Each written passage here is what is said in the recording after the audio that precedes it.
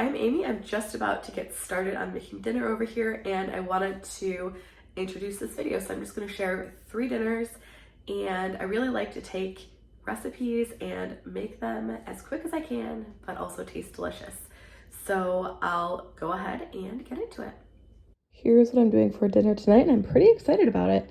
I saw someone on Instagram make like a really big Subway sandwich, and I thought I would do a take on my favorite Jimmy John's sandwich. So I like the veggie sandwich, and you could definitely add like deli meat to this if you'd like. I found these take and bake baguettes at the grocery store, so I thought I would do that. I'm just gonna bake them up first.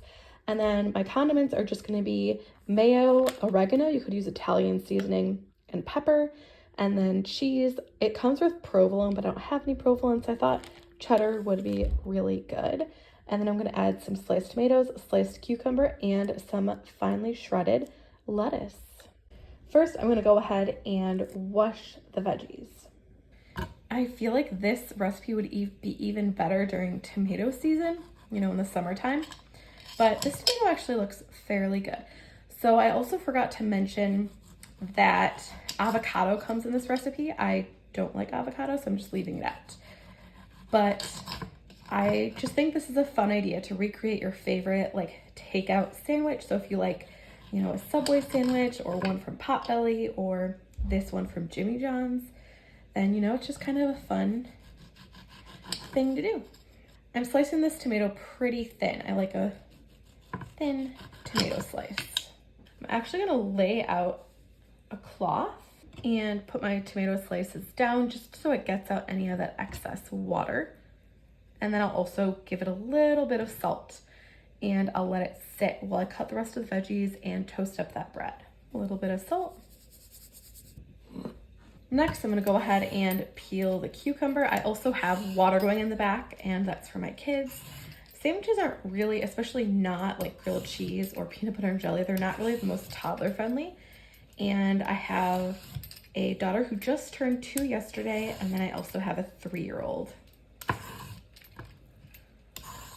So I'm peeling the cucumber, and then I'm gonna go ahead and slice it pretty thinly as well. And I'm gonna do the same thing with the cucumber. I'm not gonna salt it, but I am just gonna lay it on this towel-lined plate to just let it sit for a little bit. Oh, my oven's ready for that bread. All right, let's set this aside and get working on that lettuce. And I just wanna thinly shred it.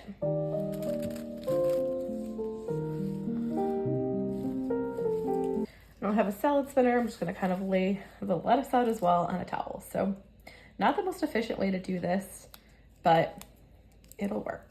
Jimmy John's does not actually toast your bread, but this is just the bread that I found at the grocery store. So I'm just gonna go ahead and bake it per the instructions. It's 375 for 10 minutes.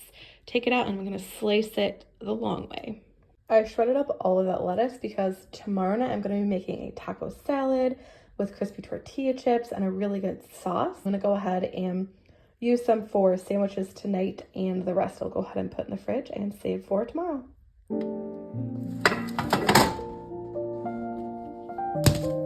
I don't want the mayo to melt into the bread, so I'm gonna cut it open so that hopefully it cools a bit before I add everything to it. I am gonna go ahead and add the cheese on there just because a little melted cheese sounds pretty tasty. And then I'll just wait a few minutes before I put the mayo on. And I'm doing the mayo next. All right, I'm gonna add the oregano on, a little bit of pepper. I also have these freeze-dried chives, so I'm gonna put those on as well, which I was not originally gonna do, but I figure it'll just provide a nice kind of oniony flavor, which I think will be good here. I was gonna buy fresh chives, but this wasn't super expensive for how long I'm gonna be able to use it. Next, I'm gonna do the cucumbers. The tomatoes, which I actually sliced the circles in half just because this bread is pretty narrow. And then I'm gonna top it off with that lettuce. And there's my sandwich. Can't wait to try it. Hopefully I can get it closed and eat it, but it looks really, really tasty.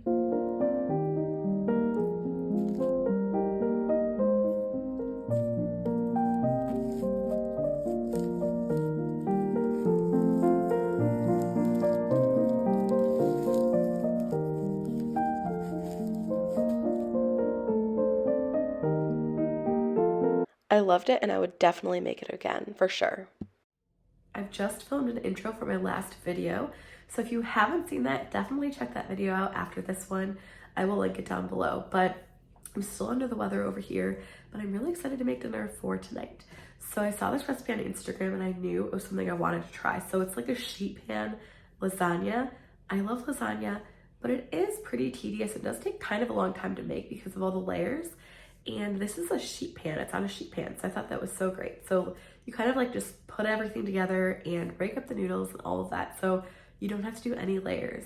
So I think hopefully this will save some time while making lasagna, and hopefully it won't lose any of its delicious texture and flavor. I'll definitely let you know. But I made the ground beef up last night, so I'll go ahead and show you how I did that. I got a fun gadget to chop onions with, or any sort of veggie really, and it actually works really, really well. Chopping can take some time, so this just saves a little bit of time. So you can see, get some really uniform pieces. This is the smallest like dice size that you can do. So I'm just gonna go ahead, add it to the ground beef in a pan, cook that all together until the ground beef is cooked. Once it's cooked, I'm gonna add Italian seasoning and garlic powder. I want flavor in every component of this dish.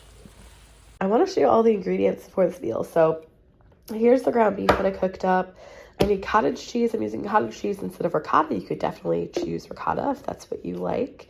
Some lasagna noodles, spinach. I just have this whole 5-ounce pack. It actually already expired, but it still looks really, really good and fresh. I shred cheese like kind of in bulk. Buy like big blocks of it and freeze it. It works really well if you shred it and then freeze it. I have some marinara, and then I have the sheet pan. So I've never made lasagna out of sheet pan before, so this will be interesting. So anyway, this is what we're going to bake the lasagna on. I cleaned the stove before I made the last meal that I made on the stove, and it's already messy, so please don't mind that. I do try to keep my stove really clean. But I'm adding a tablespoon of olive oil. Okay, I've let the oil get a little bit hot. I'm gonna go ahead and add in the container of spinach. It is already washed, so I'm just dumping the whole thing in. And I'm gonna add some salt. The recipe says a half teaspoon. I think I'm gonna go a little bit light on that. I just wanna cook this down until it's wilted. And you could also add chili flakes. The recipe does call for that, but I have a 2- and 3-year-old and they just wouldn't like anything that has really any heat to it, any spice. So I'm just leaving that out. I also just put my water on and I'm waiting for that to boil as well. Okay, I'm gonna go ahead and cut off the heat. It's all wilted. Also, it's pretty amazing that that big thing of spinach gets down just such a little amount once you cook it. But I'm gonna turn that off and bring it over to a bowl. Add the spinach. I'm gonna add in a cup of cottage cheese. Again, you could use ricotta if you'd like to. I'm also gonna add in some garlic powder. You were supposed to add a clove of garlic while cooking the spinach, but I just didn't want to mince any garlic. Okay, I'm gonna give this a stir and set this aside. And then I'm gonna go ahead and work on the noodles. I'm just gonna break each lasagna noodle in maybe fifths or something, fourths.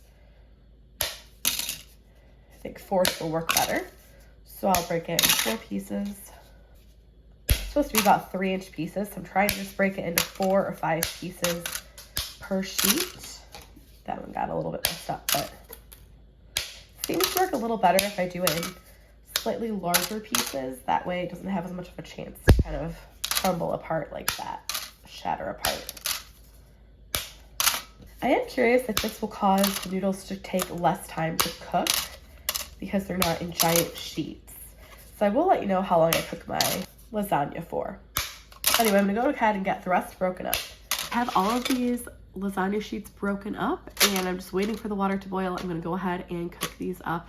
And this did take a few minutes, but it wasn't a very long process to break up these noodles. So I'm using a whole pound. Water is ready for the pasta.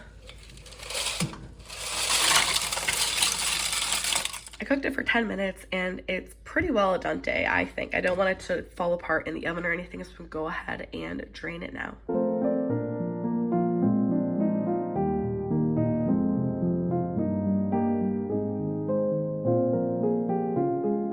Now to the bowl, I'm also gonna add in the sauce, And we just want to mix everything together, so that's why we're adding it all with the pasta. So I'm also adding the meat mixture as well as some cheese. So I'm going to save some for the top as well, but I'm going to do a mixture of Parmesan and mozzarella. I want to try and make sure the individual noodles stay separate, and I'm just going to give this a really nice stir. And now everything's ready. So we have the two components. We have the cottage cheese with the spinach, or ricotta with spinach, if that's what you're doing. And we have the pasta meat and sauce. I'm not sure if this is a nonstick pan, so I'm just gonna go ahead and put some oil on it to make sure it's not gonna stick.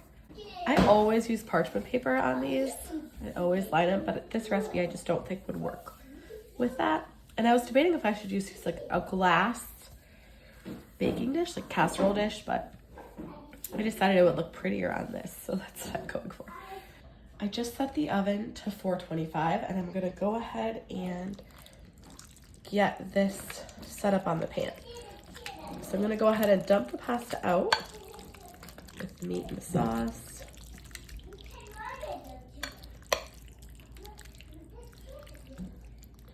I would say probably use a bigger bowl than what I use to mix this together because it is a little bit messy and hard to stir. I will link the original recipe I found on Instagram, so you can go ahead and take a look. Oops. I'm just gonna use my hands. It might be less messy. Also, I did use ground beef, and the person who created this recipe used Italian sausage.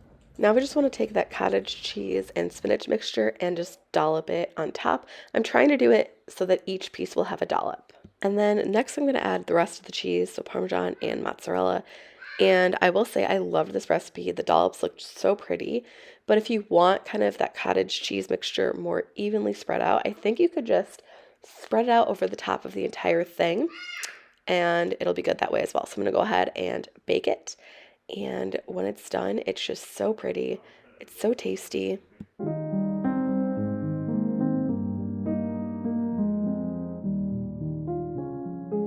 I'm not sure if this is nonstick, so I don't want to use like metal on it. So I'm just gonna try cutting it with this, so it might not be quite as pretty. But this is what I'm gonna do, and then I'll let you know how it is once we taste it. Looks like it's cutting pretty well. Also, it does not look like it's stuck to the side at all. So I didn't oil the sides quite as well as I oiled the bottom. Okay, this took 23 minutes to cook.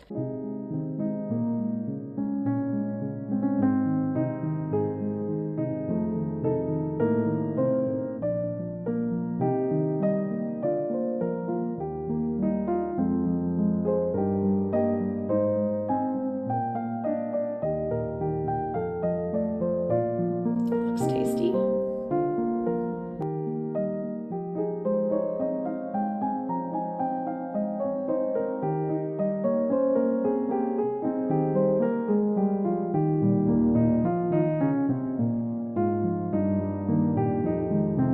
I loved this. It was really versatile. You could do different things with it if you'd like, and it was really tasty. I don't think it saved a ton of time compared to like regular lasagna, but it was a bit quicker, I think. I'm gonna make the steak fajitas. So I've got 2 peppers and an onion washed up, and I'm gonna go ahead and slice them. While I finish with the peppers and onions, I want to go ahead and tell you about the spice mix I made. So you can definitely just buy like a fajita seasoning packet or a fajita, seasoning mix. But I just went ahead and made my own. I found this recipe on All Recipes. Here are all the spices. So it's cornstarch, chili powder, salt, paprika, sugar, onion powder, garlic powder, cumin, and a tiny bit of cayenne. I have the spices ready to go. I have the veggies ready to go as well. So the next thing we're going to work on is the steak. I'm just slicing the steak thin. Now to a skillet, I'm going to add some oil. And then once this gets hot, I'll go ahead and add the steak. I'll just cook it so that I can fit as many pieces as I can with a little bit of space between them, and so that they're all flat against the surface of the pan. This would also be good with chicken. I've never actually made steak fajitas before, but I bought steak a couple of months ago and we never used it, so I just froze it. So I'm trying to go through some things in my freezer so I can kind of get new things in the freezer. And so I figured I'd go ahead and use it for this because I also have peppers that I bought a week or a week and a half ago. that I want to make sure and use up because they look so fresh and good right now. And I specifically decided to cook the steak first, that way if there's any juice, it'll just cook with the peppers. So just provide more flavor overall for the whole dish is what I'm going for.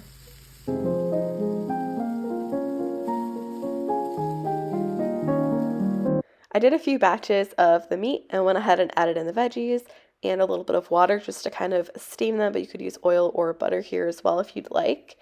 And I like the onions and peppers to have just a little bit of crispness, but to be really soft as well. So I'm adding in a few tablespoons of that homemade fajita seasoning, a little bit more water, adding in the steak, and then I'm just cooking everything together until the sauce thickens up. And that's it. I just served it on tortillas with cheese. You could do sour cream, cilantro, anything like that on top if you'd like as well. It'd be good with chicken, with, eggplant or mushrooms if you want to keep it vegetarian. Thanks for watching. I really hope you enjoyed this video. I really do enjoy sharing recipes with you, and I hope you're all doing well. Don't forget to give this video a thumbs up and go ahead and subscribe if you're new. I'd really appreciate that.